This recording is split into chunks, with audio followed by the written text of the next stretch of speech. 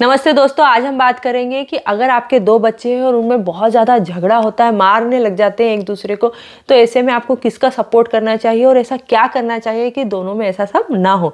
देखिए, सबसे ज़्यादा ज़रूरी क्या होता है कि आप जो बड़ा बच्चा होता है उसका रिस्पेक्ट करना छोटे बच्चे को सिखाएं। हम क्या करते हैं, अधिकतर बड़े वाले को बोलते हैं कि ये छोटा है, इसकी सुन लो, इसको दे दो। तो धीरे धीरे है ना, बड़े वाले में छोटे वाले के प्रति चाहे लड़का हो चाहे लड़की हो, घृणा की भावना आने लग जाती है, द्वेष की भावना आने लग जाती है कि हमेशा पेरेंट्स तो इसका ही सपोर्ट करते हैं। क्योंकि अभी तक तो हम बड़े वाले को सब कुछ दे रहे थे, जैसे ही छोटा आता है ना वैसे ही बड़े वाले से सब कुछ छीन जाता है। तो उसके मन में एक कहीं ना कहीं एक वैसे ही लगने लगता है कि मेरे पेरेंट्स मुझ पर ज़्यादा ध्यान नहीं देते, और धीरे धीरे उसमें हीन भावना आने लगती है। तो इसके लिए छोटे बच्चे को हमेशा सिखाएं कि उसको बड़ों का रिस्पेक्ट करना चाहिए, क्योंकि हमारा जो कल्चर है उसमें बड़ों की रिस्पेक्ट ही हम हमेशा करते हैं।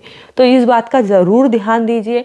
फिर दूसरी बात, अगर बड़ा कोई गलती करता है तो आप छोटे के सामने उसको डांटने की जगह उसको अलग से ले जाइए, अलग से उसको समझाइए, अलग से उसको पनिशमेंट दीजिए।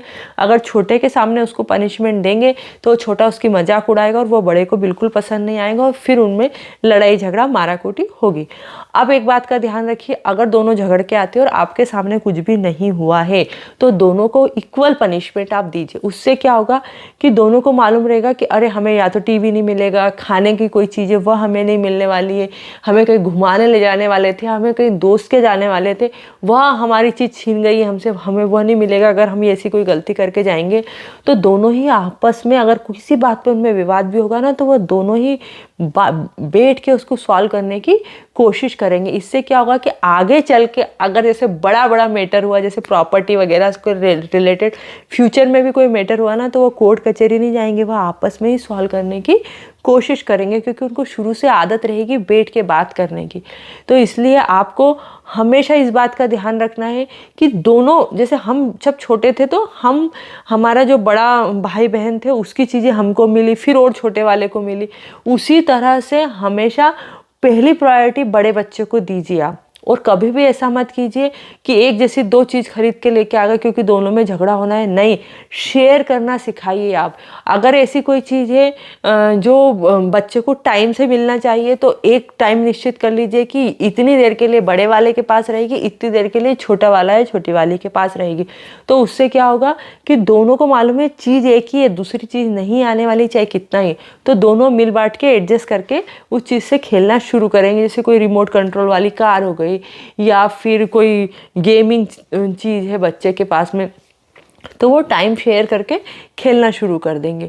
उसके बाद में अगर आपको लगता है कि कोई भी व्यक्ति ज़्यादा डिसरिस्पेक्टफुल हो रहा है, ज़्यादा ही फाइट कर रहा है, फिर भी आपको, क्योंकि आपने नियम बना रखा है कि झगड़ के आए तो दोनों को पनिशमेंट मिल रहा है, तो फिर आप क्या कीजिए, ऐसे में एक पॉइंट रखिए कि दिन भर में आपको आपके अच्छे बिहेवियर के लिए जब आप प्ले करते हैं आपको कुछ पॉइंट्स दिए जाएंगे। अगर वीक में जिस भी बच्चे के ज़्यादा पॉइंट्स हुए उसको उसकी फेवरेट चीज़ खाने को मिलेगी या फेवरेट जगह घूमने जाने को मिलेगा। कहीं पे भी बाहर जा रहे हैं तो दोनों बच्चों की अलग अलग चॉइस होती है कि हमें यहाँ जाना है या ये खाना है, तो उस चीज़ को माना जाएगा जिस बच्चे के पास में ज़्यादा पॉइंट्स होंगे, और वो पॉइंट्स उसके बिहेवियर पे मिलेंगे। और ऐसा चार्ट बना दीजिए और उस चार्ट में आप उनको पॉइंट दीजिए। तो होमवर्क के भी पॉइंट दीजिए बच्चों को कि स्टडी टाइम किसका अच्छा था, किसने अच्छे से नाइसली ज़्यादा स्टडी की।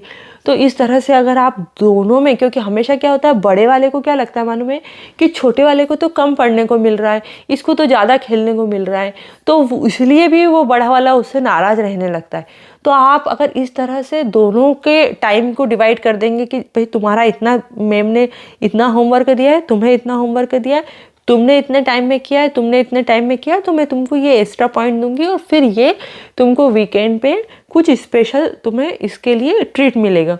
तो उससे क्या होता है कि उनमें इक्वलिटी बनी रहेगी और फिर वो झगड़ा नहीं करेंगे। और अगर आपको ऐसा लगता है कि मैं चिल्ला लूँ बच्चों के ऊपर या फिर बच्चों को मार दूंगी मैं, तो उसके बाद में वो सही हो जाएंगे, तो ऐसा 1 दिन हो सकता है, 2 दिन हो सकता है, ज़्यादा नहीं हो सकता है। उससे तो बच्चे फिर सुनना बिल्कुल ही बंद कर देंगे। तो इससे अच्छा है कि इस तरह से आप बच्चों की जो टीवी टाइम है या घूमना, इस तरह से अगर बच्चे को पनिशमेंट देंगे ना तो वह बच्चे को मारने के पनिशमेंट से या चिल्लाने के पनिशमेंट से या सिर्फ एक बच्चे को ही कॉम्प्रोमाइज़ कराने के पनिशमेंट से ज़्यादा अच्छा रहेगा और दोनों में प्यार बना रहेगा। अगर मेरा वीडियो पसंद आए तो इस वीडियो को लाइक ज़रूर कीजिएगा और मेरे चैनल को सब्सक्राइब करना ना भूलें।